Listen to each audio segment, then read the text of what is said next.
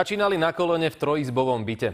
Dnes vyrábajú komunikačné a informačné systémy pre Severoatlantickú alianciu, letecké či radarové spoločnosti po celom svete. Nové technológie zo Slovenska teraz zlepšujú prácu záchranárom či vojakom.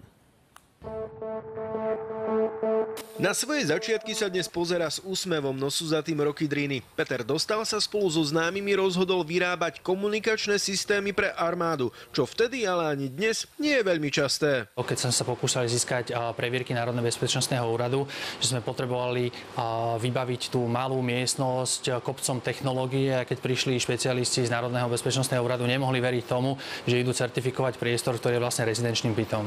Nakoniec sa ale presadili. Vďaka ich technológií vedia dnes záchranári veľmi jednoducho komunikovať s ďalšími bezpečnostnými zložkami v krízových situáciách. Toto sú špecializované rutre, ktoré fungujú pripojené na rádiové prostriedky v bojových vozidlách, v tankoch, v BVPčkách a podobne.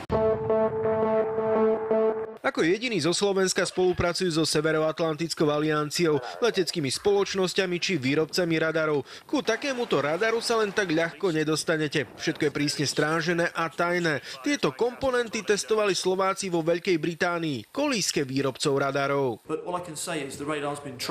Jediné, čo môžem povedať, že tieto radary boli odskúšané britskou kráľovskou letkou. Svet čelí rôznym hrozbám a tieto radary sú schopné na to okamžite reagovať.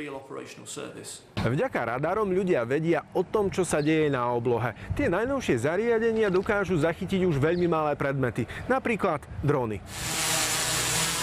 Nielen technológie pre vojsko a letectvo. Najnovšie chcú vyrábať zariadenia, ktoré budú monitorovať starších ľudí so zdravotnými problémami. To znamená, že po byte sú rozmiestnené jednoduché senzory, ktoré zbierajú informácie o tom človeku.